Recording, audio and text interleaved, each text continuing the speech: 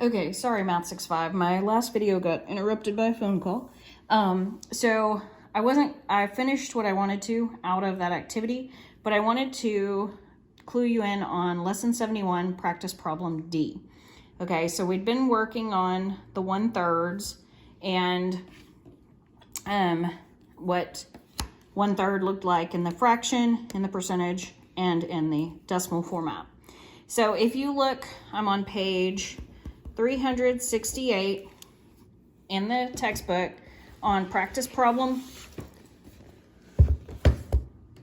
C and D, but I'm really going to focus on D because C, if you look at C, it's divided into 100 pieces and 33 are shaded. It wants you to write 33 shaded out of 100 as a fraction, as a percent, and as a decimal. So I'm not going to go into that because we just did that.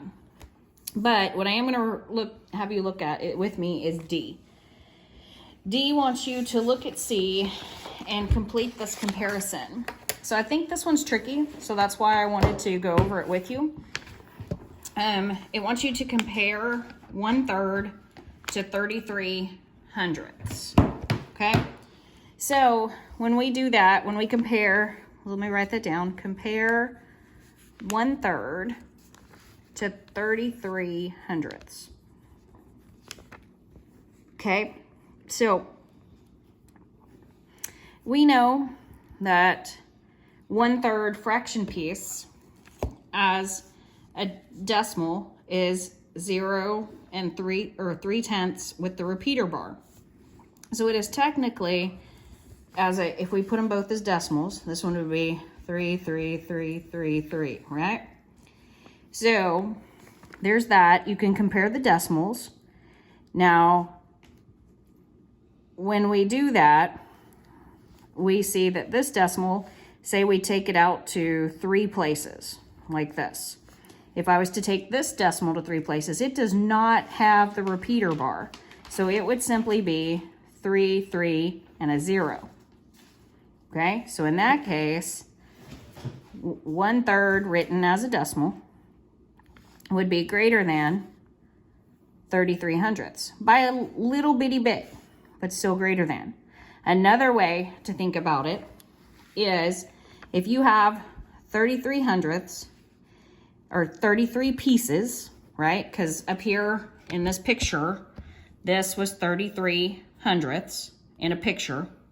If you take those 33 pieces, right, and you were to multiply it times 3, because 1/3 is 1 piece out of 3 pieces, right? Let me put my other, there it is. So 1/3 is 1 piece out of the 3, right? So if you were to take that piece and multiply it by 3, the reason I chose 3 is because 1, 2, 3 makes the whole, you would end up with 99 pieces. Is that 100 pieces? No. So if you take exactly 1/3, which is the 33 with the repeater bar, and you multiply it times 3, you do end up with 100 pieces, or the 1 whole piece, okay?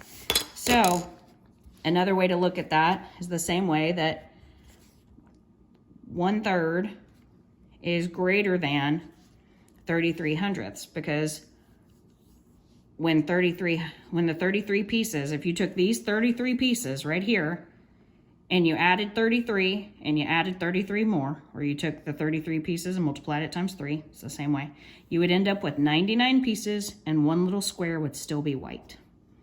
Okay, so 1/3 is greater than 33 hundredths.